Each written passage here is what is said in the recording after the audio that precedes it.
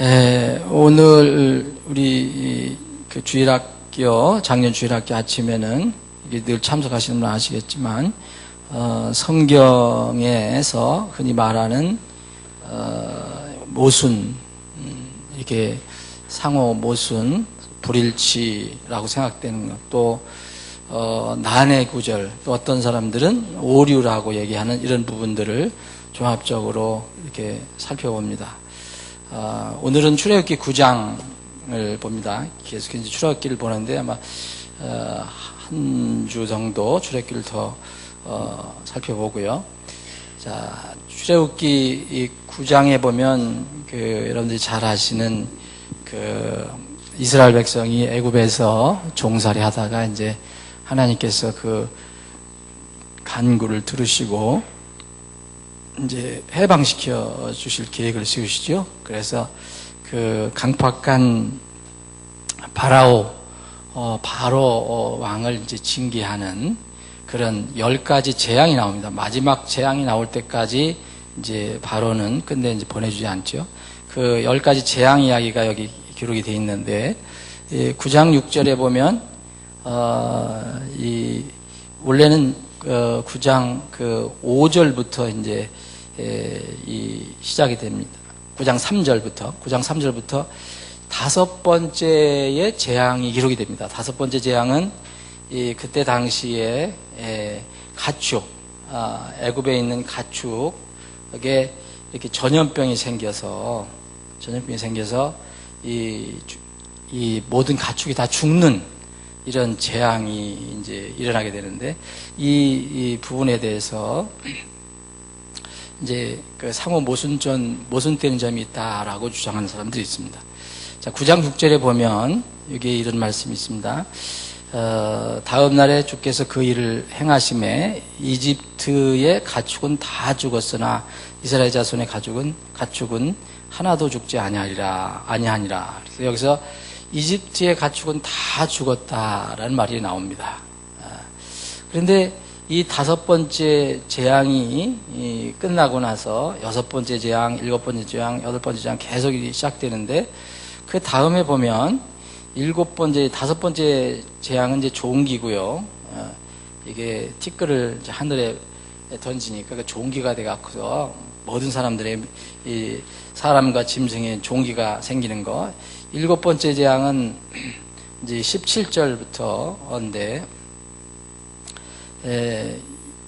이 7번째 재앙은 심한 우박이 내려서, 이집트에 심한 우박이 내려서 거기 그 우박 때문에 가축이나 무슨 들에 있는 소유 사람이나 다 이게 죽게 된다, 이런 7번째 재앙이 거기 선포가 됩니다. 그래서 9장 20절에 보면 파라오의 신하들 가운데 주의 말씀을 두려워하는 자는 자기 종들과 가축을 피하게 하여 집으로 들여보냈다, 이런 말씀이 있습니다. 또 9장 25절에도 같은 7번째 재앙에 보면 그런 말씀이 있습니다. 우박이 이집트 온 땅에서 사람과 짐승을 막론하고 들에 있던 모든 것을 쳤으며 우박이 또 들의 모든 채소를 찌고 들의 모든 나무를 꺾되, 이런 말씀이 있고요.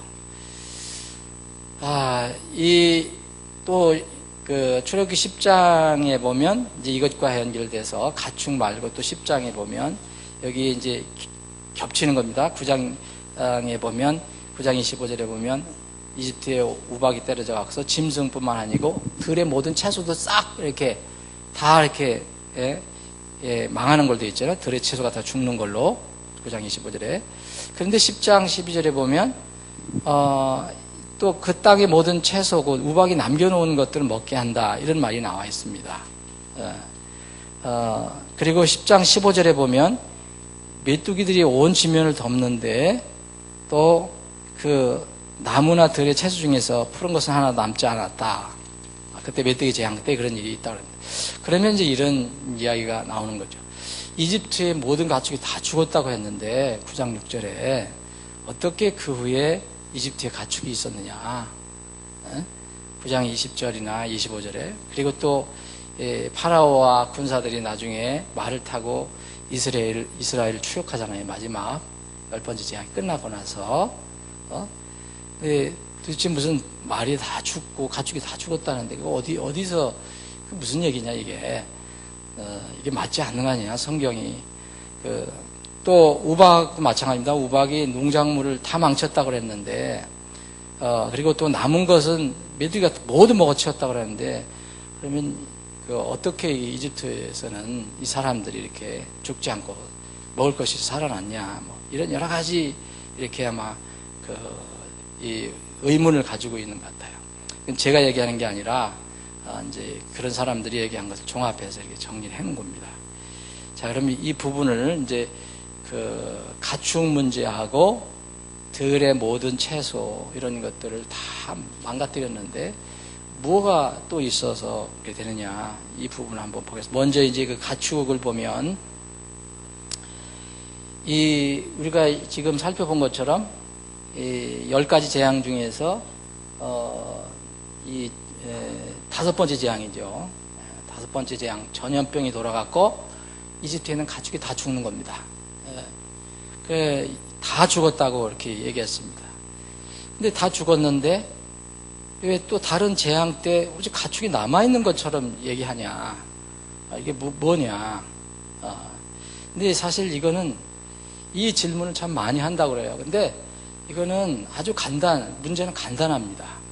여기 보면 그래서 우리가 성경을 때로는 이렇게 주의 깊게 읽어라 하는 것 그리고 우리가 성경을 함부로 이렇게 내 생각대로 이렇게 판단하는 것이 아니라는 거죠.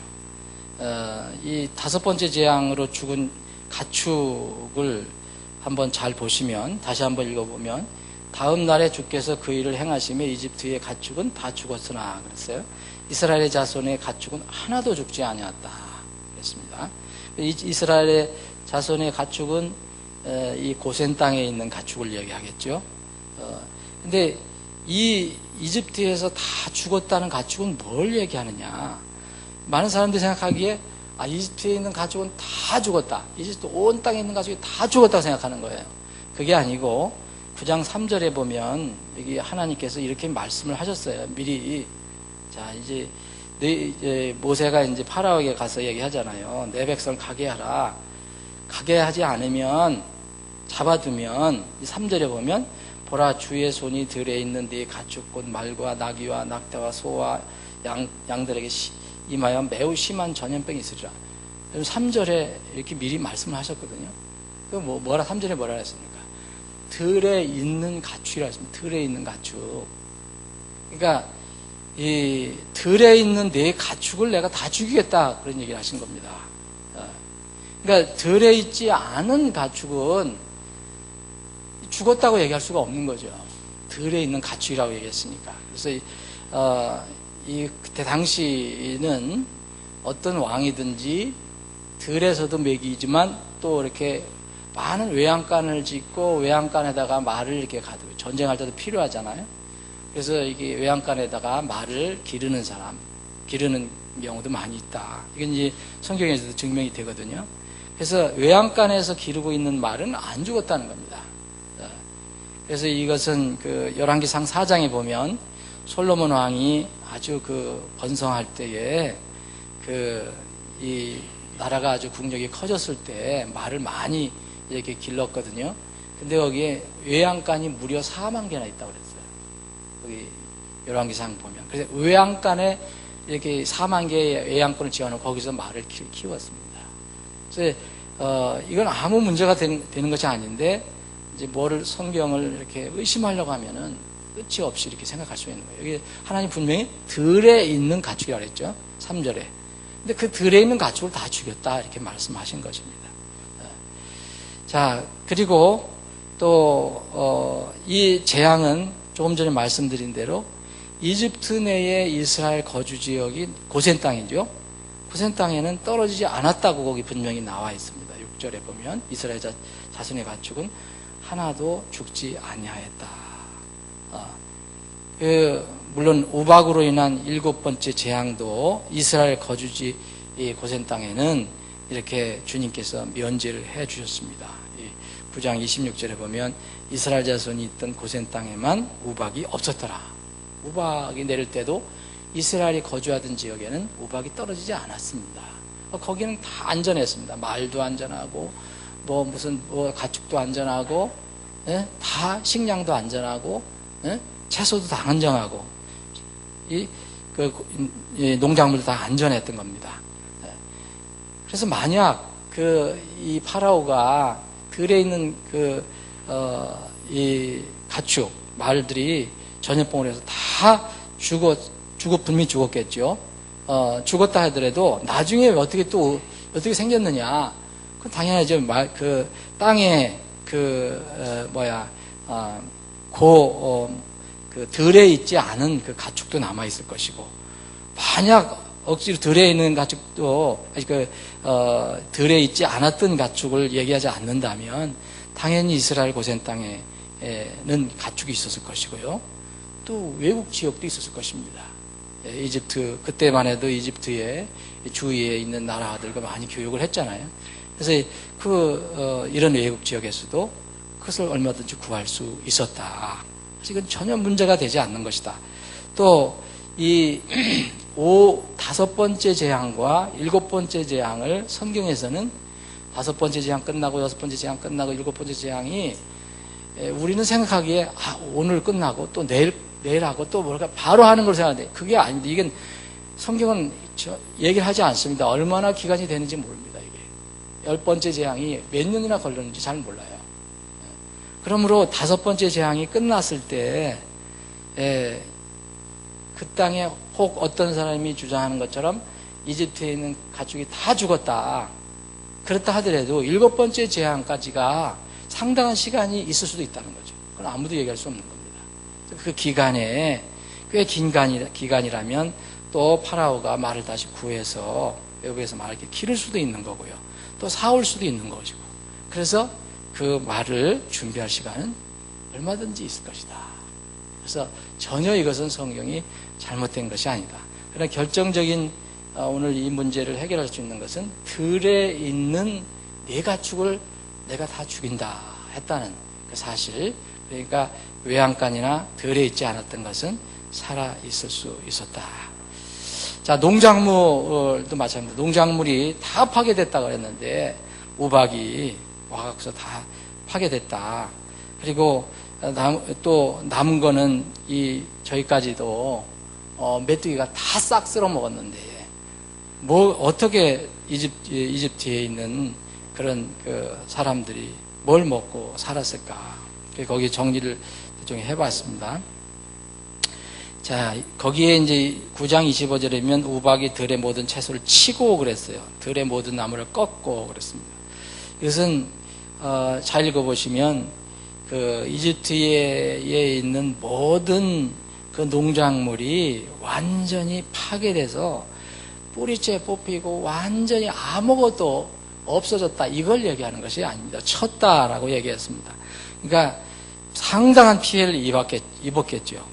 그런데 농작물이라는 것은 이제 말 그대로 이렇게 자라는 거잖아요. 그리고 계절적인 저기가 있잖아요. 성격을 가지고 있잖아요.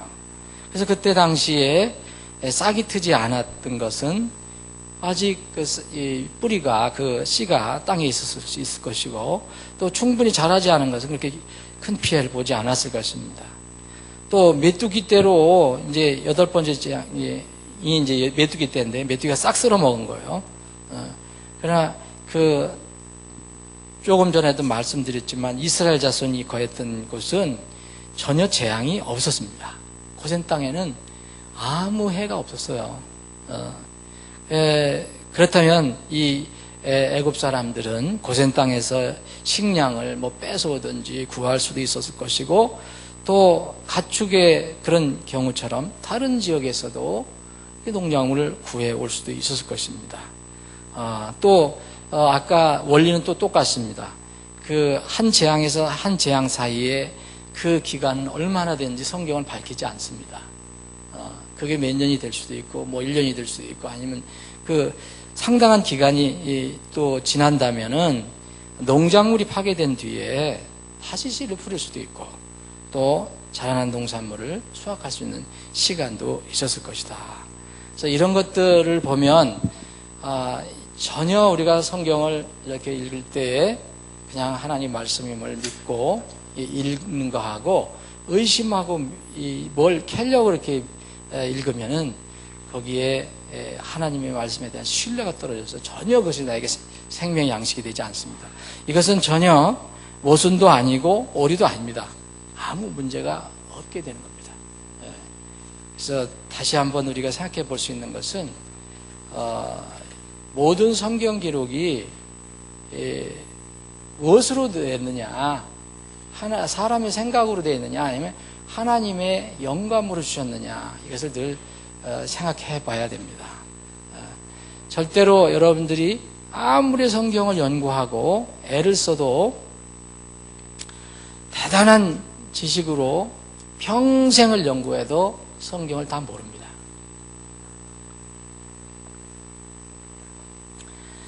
역사 이래로 성경을 완전히 아는 사람이 지상에 한 사람도 없어요. 완전히 모른다는 것은 뭘 얘기냐. 그렇다고 해서 뒤집어서는 성경을 우리가 모르기 때문에 문제가 있다. 그런 얘기가 아닙니다.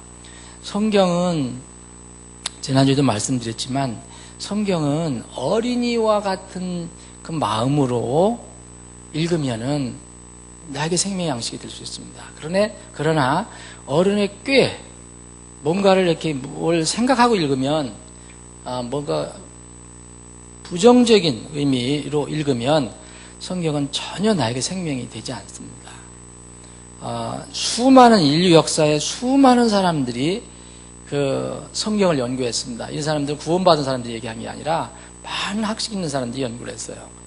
그런데 그 사람들은 결국은 구원을 받지 못하고 갑니다. 이유가 있습니다. 우리가 회심해서 어린아이와 같이 되라 그랬어요. 어린아이와 같이 회심하라는 게 아니고요. 회심해서 어린아이와 같이 마음이 되라. 그런 상태로 성경을 읽으면 우리에게 큰 복이 된다. 그래서 성경은 그냥 하나님의 영감으로 주셨다. 그래서 교리와 책망과 바로잡음과 의로 교육하여 유익하다 하면은 우리가 그 사실을, 그 하나님의 선언을 받아들이고 하나님 말씀 앞에 무릎을 꿇는 게 중요하지, 말씀을 밑에다 두고 내가 판단하려고 하면 곤란합니다. 그렇게 되면 곤란합니다. 그런 학자들이 너무 많고 그런 사람들이 너무 많습니다. 그러면 이거는 지금 출애굽기 나와 있는 그 10가지 재앙만 가지고도 얼마든지 자기들이 생각하는 모순점을 다 찾아낼 수 있어요. 앞뒤 안 맞는 것처럼 보입니다. 그러나 결국은 나중에 다 그것이 오류라는 것, 그렇게 주장하는 것이 다 오류라는 것이 이제 증명이 됩니다. 지금 이 땅에서 증명이 안 되면 하늘에서도 증명이 될 겁니다. 그래서 절대 지금 출애굽기 9장에 있는 이집트의 가축이 다 죽었는데 왜 또 있느냐, 이건 무슨 사람이 무슨 글을 쓴 거 아니냐라고 얘기하는 사람인데 절대 그렇지 않다. 두려운 마음으로 성경을 읽어보면 문제가 안 된다. 자, 출애굽기 19장에 보면 또 이런 말이 있습니다. 이것은 뭐냐면, 여러분들이 아시는 내용인데, 하나님께서 이스라엘 백성을 모세를 통해서 이제, 모세에게 이제 그 말씀을 주시려고 시내산으로 이제 부르십니다. 이제 율법을 주시려고. 그 장면입니다. 출애굽기 19장에 보면, 12절, 13절에 보면, 너는 백성을 위하여 사방의 경계를 정해주고 이르기를 너희는 스스로 조심하여 산에 오르거나 산의 경계에 닿지 말지니, 여기에 touch라는 말을 썼어요. touch, 영어로는 touch. 만지지 말라는 거예요. 누구든지 산에 닿은 자는, touch하는 자는 반드시 죽임을 당할 것이니라. 근데 분명히 이렇게 이야기하셨는데 출애굽기 19장 17절에 보면 모세가 하나님과 만나려고 백성을 데리고 진영에서 나오매 그들이 산길석에 섰더라 그랬어요. 이 산길석은 분명히 기슭이라는 것은 이 정상이 아니고 밑에 부분을 얘기하잖아요. 산의 밑에 부분. 여기에 백성과 함께 섰다는 거예요. 근데 분명히 하나님께서는 19장 10절 엄격하게 산 위로 올라오지 마라. 와서 산에 닿으면 너희들은 다 죽는다라고 얘기했는데 어떻게 또 거기가 서 있냐? 예. 그 산에 닿는다는 것은 뭘 얘기하냐? 닿는다는 것은 여러분 몸이 닿는다는 걸 얘기하는 거 아니에요? 타취한다는. 그 어떻게 모세와 이스라엘 백성이 산길속에 설 수 있느냐? 이건 문제가 있다. 이건 뭐가 잘못된 거 아니냐? 근데 이 문제도 마찬가지입니다. 성경을 이렇게 좀 쭉 읽지 말고 이렇게 조금 이렇게 주의 깊게 읽으면 아무 문제가 되지 않습니다. 자, 이 성경에서 주님께서 모세에게 산에 이렇게 접촉하지 마라, 만지지 마라, 타취하지 마라, 이게 접촉하다는 거죠. 하지 말라 하신 것이 무슨 뜻인지. 그래서 성경은 우리가 읽을 때에 그 앞뒤 문맥을 살펴보는 것이 아주 중요합니다. 이해할 때. 앞뒤 문맥. 아까도 9장 출애굽 9장도 문맥을 조금 살펴봤으면 이해가 되잖아요. 이집 땅에 있는 다 가축을 주었다 그랬는데, 그거는 들에 있는 가축을 미리 하나님께서 말씀하셨잖아요. 여기도 조금 이렇게 주의 깊게 읽어보면 이해가 됩니다. 자, 여기 13절에 보면 이렇게 얘기했어요. 산에 오르지 마라. 그런데 그것에게 산을 닿지 마라 그랬는데 그것에게 손을 대지 마라는 말을 하십니다. 13절에 보면. 여러분, 손으로 그것은 만지지 마라 라고 얘기를 하셨죠.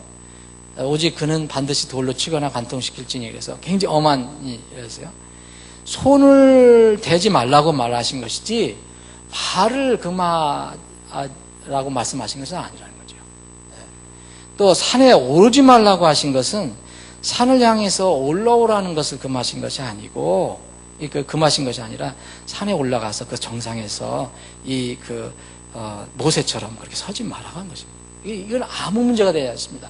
타취에 관한 문제, 타취에 관해서 문제를 얘기하는데, 타취는 이미 얘기하셨습니다. 주님께서. 손으로 타취하지 마라. 손으로 타취하지 마라. 어느 정도 기술까지는 올라올 수 있었습니다. 그래서 이것도 문맥을 보면 전혀 앞뒤 문맥을 보면 아무 문제가 생길 수 없다. 자, 하나 더 보겠습니다. 출애굽기 20장에 보면, 자, 이것도 좀 질문이 있는 내용인데요. 여러분, 우리 기독교의 신앙의 특성 중에 하나가 우리는 우상을 섬기지 않는 것입니다. 우상이라는 것은, 무엇을 이렇게 만들어서, 그러니까 우리는 자체로 뭘 만들고 그러는 것을 좋아하지 않죠. 하나님은 이것을 엄격하게 금하셨어요. 자, 출애굽기 20장은 10계명 중에 10계명을 이제 풀어서 기록을 해 주신 건데, 1계명은 너는 내 앞에 다른 신을 두지 말라 하신 거예요. 두 번째 계명이 바로 이제 이거 해당되는 겁니다. 4절에 해당되는 거죠. 두 번째 계명은 우상에 관한 건데, 너는 나를 위하여 어떤 색인 형상도 만들지 말고 또 위로 하늘에 있는 것이나 아래로 땅에 있는 것이나 땅 아래 물속에 있는 것에 어떤 모습이든지 만들지 말며, 이렇게 얘기했어요. 그래서 이렇게 모든 모습도 만지지 말고 어떤 색인 형상도 만들지 말고, 영어로는 graven image라면 이걸 뭔가 이렇게 어떤 나물 하나를 딱 이렇게 주워서 그냥 딱 세워놓는 게 아니고 거기다가 뭐 이렇게 파기도 하고 그리기도 하고 뭐 사람이 손을 대는 거죠. 이것을 만들지 말라고 얘기했습니다. 그 밑에 가서는 뭐 땅 아래로 땅에 있는 것이나 땅 아래 물속에 있는 것이나 어떤 모습도 만들지 마라 그랬습니다. 그런데 여러분 쭉 보시면 이제 그 다음에 보면 하나님께서 이스라엘 백성에게 이 십계명을 얘기하시고 그 다음에 성막에 관해서 얘기를 하세요. 성막에 관해서 네가 이 광야에서 너희들이 광야에서 여행을 할 때 꼭 필요한 게 있다. 성막을 만들라. 그죠? 성막을 만드는데 여러 가지 이제 이렇게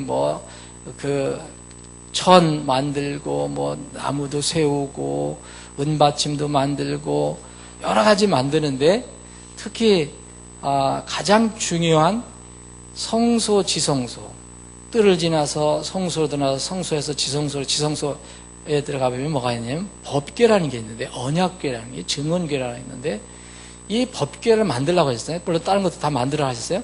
법궤를 만들라고 이렇게 하시면서 특별히 여기에 여러분 기억하시는 게 있죠. 이 두 개의 그룹, 천사 중에서 가장 아주 뭐랄까요? 높은 그룹이라고 할 수 있는 그 그룹 천사를 조각을 해서 만들어서 세우라는 말이 나옵니다. 그게 출애굽기 25장에 나와요. 출애굽기 25장. 출애굽기 25장을 보시면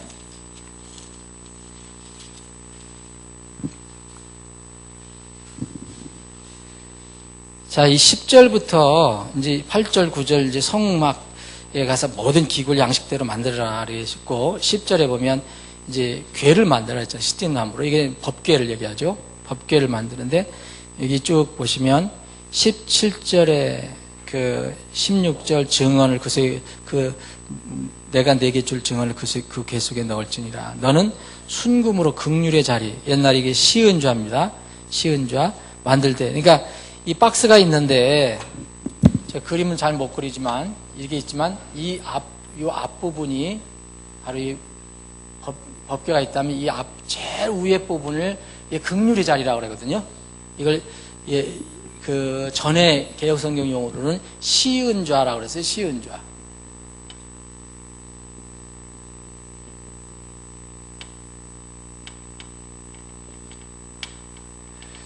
은혜가 시작되는 그런 자리라는 뜻이에요. 번역은 저는 잘 한 거로 보는데, 말을 잘 만드는 것 같은데, 이걸 지금은 이제 mercy seats라고 그래서 긍휼의 자리라고 그러죠. 긍휼의 자리. 하나님의 자비의 자리. 그래서 이 법궤가 이렇게 있다면, 요 윗부분을 얘기합니다. 요 윗부분. 여기다가 이걸 만들라고 한 겁니다. 긍휼의 자리 만들고, 그것의 길이 쭉 이렇게 해놓고, 보시면, 여기 19절에 보면, 이제 18절에 보면, 너는 긍휼의 자리 양 끝에 금으로 그룹 2개를 만들되, 두들겨서 그것을 만들고, 그것들을 만들고, 한 그룹은 이쪽 끝에, 다른 그룹은 저쪽 끝에 만들지니라. 너희는 긍휼의 자리 양 끝에 그것의 그룹들을 만들지니라. 그룹들은 자기 날개들을 높이 펴서 그 날개들로 긍휼의 자리를 덮을 것이요, 그들의 얼굴은 서로 마주 볼지니 그룹들의 얼굴이 긍휼의 자리를 향할지니라. 너는 긍휼의 자리를 궤 위에 두고 내가 네게 줄 증언을 궤 속에 넣을지니라. 그래서 여기에 2개의 이 그룹을 만들어서 이렇게 세우라는 거죠. 그러니까 조각을 해서 이제 나무로 만든 게 아니라 금으로 잘 만들어서, 멋있게 금으로 만들어서, 여러분 그림 보실 경우 있죠? 이 그룹을 만들어서 세우라는 겁니다. 근데 이제 이게 이제 문제가 또 되는 거죠. 여기 20장 4절에 두 번째 계명에 보면 아무것도 만들지 마라. 어떤 색인 형상도 만들지 마라. 이게 그레이븐 이미지라는, 이것도 바로 그레이븐 이미지거든요. 그냥 아무거나 갖다 세운 것도 아니고 사람이 손을 대갖고 공교하게 만들어 세운 거예요. 그러면 이걸 하나님께서 그걸 2계명에다가 얘기를 하셨는데, 좀 지나자마자 또 금방 이걸 바꾸는 것처럼 보이냐, 이렇게 이제 주장을 하는 사람들이 있습니다. 여러분, 이것도 우리가 성경을 상고를 해보면 문제가 안 됩니다. 이게 자꾸 결론을 먼저 내리기 때문에 문제가 돼요. 자, 하나님께서는요, 이 땅에서 우리가 무엇을 만들지 말라고 모든 것을 이렇게 금지하신 적이 없어요. 출애굽기 다시 20장 하나 봅니다. 조각을 만들지 말라고, 그러니까 미술을 하는 사람들 있잖아요. 미술하는 사람. 그럼 조각가는 완전히 그냥 성경에서는 그냥 없어져야 할 사람들이거든요. 그렇게 얘기하신 적이 없어요. 하나님은 무엇이든지 만들지 말라고 한 게 아니에요.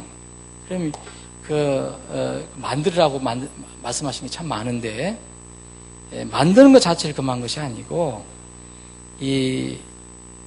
금하신 것은 무엇인가를 한번 보십시오. 그러니까 뭐냐면 두 번째 계명은 하나님에 관한 계명이거든요. 첫 번째 계명도 하나님께 관한 계명, 두 번째 하나님을 섬기는 것에 관한 계명인데, 두 번째 계명에 우상을 만들지 말, 어떤 형상을 만들지 말라는 것은 5절에 보시면, 20장 5절에 보면 그것들에게 절하지 말고 그것들을 섬기지 말라 그러면서 아주 무서운 말씀하세요. 나는 질투하는 하나님이다. 네가 만약 우상을 만들어 놓고 거기다가 절하거나 섬기면 나는 너의 불법을 네 자손의 3, 4대까지 이르게 하겠다.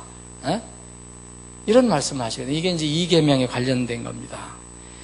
이스라엘에게 금지하신 것은 너를 위해서 만들지 말라는 겁니다. 이게 너를 위해라는 것은 내가 엎드려서 절하는 그런 대상으로 만들지 말라는 겁니다. 곧 우상숭배의 목적으로 만들지 말라는 거예요. 하나님의 형상으로 지음을 받은 사람이, 이스라엘 백성이 하나님 대신에 생명 없는 조각품을 만들어 놓고 거기다 경배하는 것은 이건 얼마나 무서운 신성 모독이냐. 그러니까 하나님께서 이 질투하신 하나님이라는 말 쓰시고, 그래서 이것은 절대로 이것을 만들지 마라. 근데 법궤에 있는 것은 우상숭배가 아니거든요. 여러분, 하나님의 임재를 상징할 수 있는, 그리고 그 법궤를 하늘의 그 놀라운 그 영적 피조물들이 이렇게 지키고 있다. 그리고 하나님께서 내가 너와 여기에서 만나서 얘기를 하겠다 얘기했거든요. 시은자에서 긍휼의 자리. 이것은 하늘에 있는 모든 영적 피조물도, 천사들도 이것을 지켜보고 있다. 그런 뜻으로 이것을 만드신 것인데, 이것을 그냥 단순히 이게 조각하지 말라는데 왜 그것도 조각해서 만들게 했냐라고 이야기하면 앞뒤가 맞지 않는다는 거죠. 결론적으로 말씀드리면 우리는 숭배의 대상으로 뭘 만들면 안 된다는 거죠. 여러분, 십자가도 마찬가지입니다. 여러분, 십자가가 만약 여러분들이 숭배의 대상으로 거기 가서 엎드려 절하고 거기 가서 뭐 하면 무슨 뭐가 있는 것처럼 생각하면 그것도 일종의 우상숭배가 됩니다. 그거는 정말 우상숭배예요. 그러나 여러분, 어떤 교회에 어떤 건물이 있는데 그냥 표시를 한 거다. 저는 그것까지는 뭐라고 하지 않습니다. 그건 있을 수가 있다고 저는 생각합니다. 뭐든지 마찬가지예요. 이런 모든 것들, 왜 카톨릭의 문제가 되는지 아십니까? 그걸 다 뭐를 생각합니까? 숭배 대상으로 생각했기 때문에 그렇습니다. 숭배 대상으로. 그거는 정말 하나님께서 엄격하게 금하신 것이다. 물론 우리가 너무 많은 것을 만들어 갖고 그것을 이렇게 뭐 부족처럼 이렇게 하면 절대 안 되지만, 조각하는 거, 뭘 만드는 것 자체를 터부시하면 우리 이 땅에 살아갈 수가 없습니다. 하나님이 그렇게 하신 분이 아니죠. 자, 오늘 이렇게 세 가지를 한번 살펴보겠습니다. 다음 주는 계속해서 이게 지금 20장 5절 뒷부분에 그 아버지의 불법을 자손들에게 이렇게 3, 4대까지 물린다고 그랬는데, 이것을 어떻게 또 이해해야 될 것이냐, 이 부분을 다음 주에는 한번 살펴보겠습니다. 아버지 하나님, 오늘도 모이게 하시고 짧은 시간 말씀을 상고해 볼 수 있는 시간을 허락해 주심을 감사합니다. 날마다 저희들이 말씀 앞에 부복하는 삶이 되기를 원합니다. 말씀에 의심을 갖지 않고 말씀에 순종하는 우리의 삶이 되기를 원합니다. 이 시간 이후로 진행되는 모든 절차를 주님의 손에 의탁하오니 주님 영광 받아 주옵소서. 거룩하신 예수님의 이름으로 기도합니다. 아멘.